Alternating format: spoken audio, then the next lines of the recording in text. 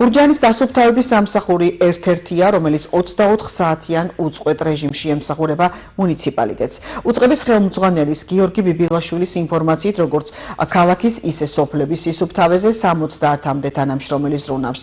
მისი თქმით, გურჯაანიდან კახეთის ნაგავსაყრელზე ყოველწლიურად 20-25 ტონამდე ნარჩენი გადის. გურჯაანის მუნიციპალიტეტის მერის ერთ-ერთ პრიორიტეტს წარმოადგენს მუნიციპალიტეტის ტერიტორიაზე სუფთა გარემოს შენარჩუნება, რასაც ემსახურება გურჯაანის დასუფთავების სამსახური, რომლის მომსახურებისა და მუშაობის შეფასების ძირითად ინდიკატორს წარმოადგენს კმაყოფილი მოსახლეობა. სამსახური მუშაობს მეტად დატვირთულ და რთულ რეჟიმში.